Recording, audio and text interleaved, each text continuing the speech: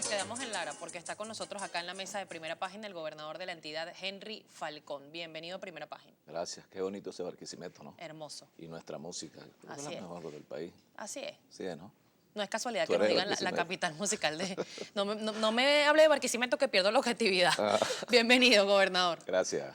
Mucho que comentar y quiero compartir con usted de inmediato para aprovechar el tiempo. Una de las declaraciones y de los anuncios hechos el día de ayer por el presidente de la República, Nicolás Maduro. En este específico habla del aumento de la gasolina, lo vemos y venimos a analizarlo. ¿Cómo no?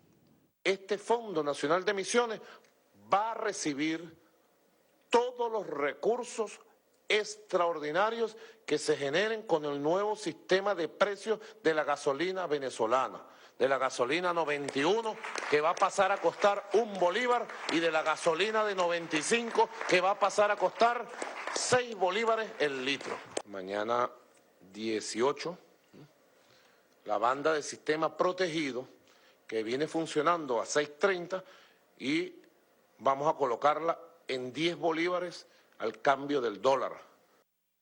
Bueno, vamos a transformar el sistema CIMADI en un sistema complementario flotante que funcione de acuerdo a las reglas de la economía, de los objetivos sociales y del mercado.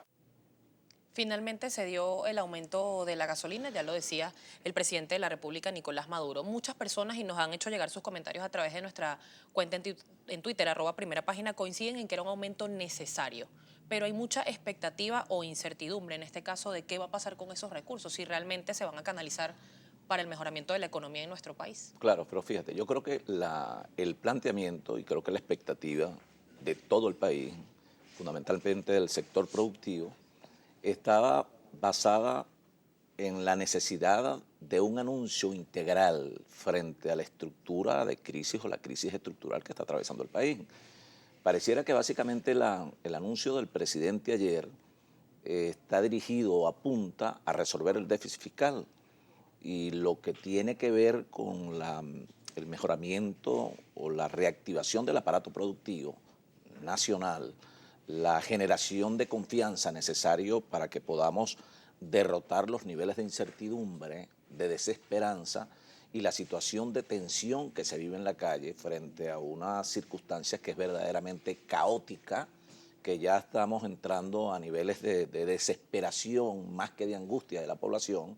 Ya vemos que en las colas no es solamente la cola, sino bueno, la necesidad de subsistir en la cola para comprar algo que satisfaga la necesidad de una familia, cosa que cada día se hace más difícil. De manera que uno pudiera entender que el ajuste del precio del combustible, bueno, una necesidad que se planteaba desde hace más de 2 años, pero que ha mostrado a Venezuela como un país con una crisis verdaderamente terrible, pero donde se regala todo. Aquí se regala la gasolina, se regalan los dólares, se regala incluso otros países. El ajuste de la gasolina era necesario. Creo que incluso no se abordó con los criterios que recogían la mayoría de los sectores que han venido propugnando esto, incluso lo del subsidio, el destino de los recursos, un poco lo que planteaba el presidente, eso un fondo para las misiones, eso pudiera generar, como bien lo dijo el propio presidente, en razón a los abastos bicentenarios, eso de que están podridos, de los altos niveles de corrupción, de ineficacia, que genera también mucha inestabilidad social y que sigue profundizando el deterioro de la economía nacional.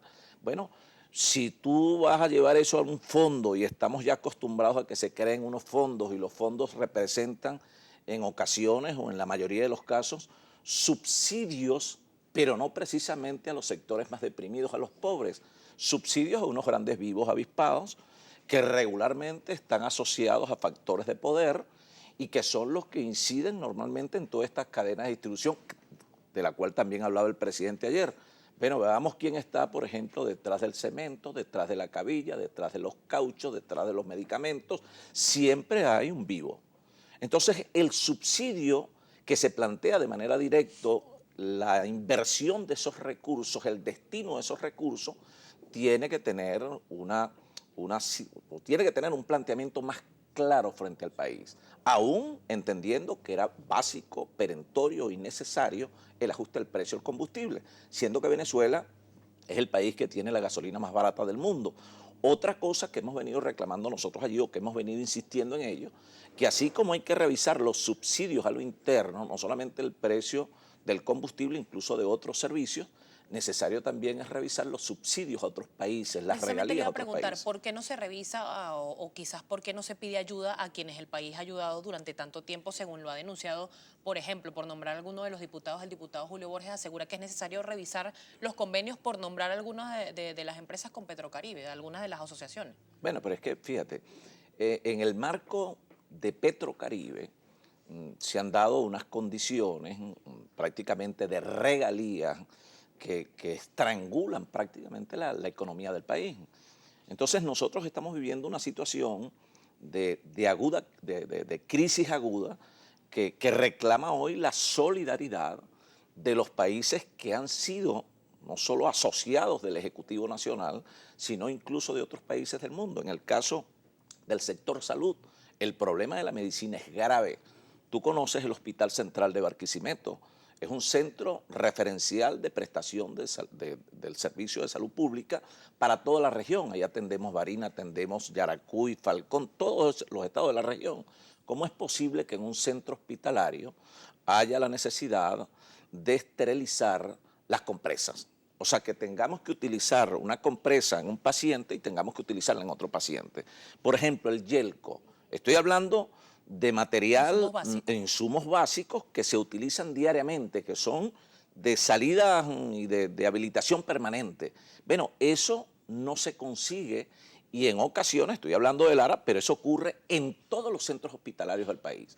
Frente a la situación de crisis que tenemos, países, por ejemplo, como Ecuador, que tiene, bueno, un sistema que de alguna manera reconoce una economía dolarizada. En el caso de Bolivia, que hoy puede presentar, puede exhibir niveles de crecimiento económico que contrastan con los niveles de decrecimiento económico de Venezuela, bueno, allí hay un respeto y un reconocimiento al empresario privado. Asimismo en Nicaragua, que son economías emergentes en el marco de una crisis severa económicamente en el mundo y que nos coloca a nosotros en la puerta de atrás. Entonces uno dice, ¿cómo se anuncian estas medidas, pero en un evento, digamos, de casi 7 horas, la cadena presidencial, cosa que en todo caso es legítimo del Ejecutivo Nacional, pero buena parte de la cadena estuvo destinada a la descalificación, al desconocimiento del sector productivo? Entonces uno dice, ¿cómo se pueden concertar soluciones para atender los grandes desequilibrios de la economía que impactan negativamente el orden social si no está allí presentes los actores fundamentales del desarrollo productivo del país? Por ejemplo, un diálogo abierto, por ejemplo, con Fedecámaras. ¿Cómo es que tú puedes execrar a la empresa productora y de distribución de alimentos más importantes del país, Polar? Entonces, ¿hasta cuándo vamos a seguir manejando lo económico con criterio ideológico trasnochado? Entonces, allí hubo algunas cosas que se dijeron, pero no es lo que esperaba en el marco de la expectativa general la población en su totalidad, Gobernador, fundamentalmente los pobres, que son los mismos pobres que vemos haciendo cola desde las 4 de la mañana y que a golpe de 11, 12 de la mañana tienen que salir con 4 paqueticos de harina, o tienen que salir con 4 rollitos de papel toalé, o tienen que andar del timbo al tambo para conseguir un jaboncito y una pequeña crema dental. Eso no es calidad de vida. usted formaba parte, gobernador, de este consejo que se formó de emergencia económica. Sin embargo, decidió retirarse.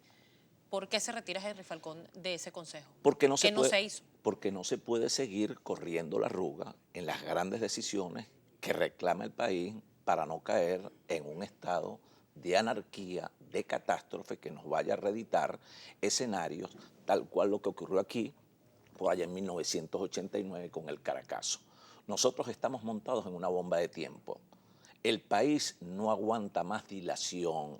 Hay que tomar decisiones, pero también estructurales integrales frente a la crisis. ¿Fueron modestas Entonces, las medidas que se tomaron ayer? yo creo que sí, por eso te digo, creo que básicamente atienden el problema del déficit fiscal del gobierno, pero no generan confianza o la confianza que aspira, por ejemplo, el sector productivo para restablecer el aparato productivo nacional.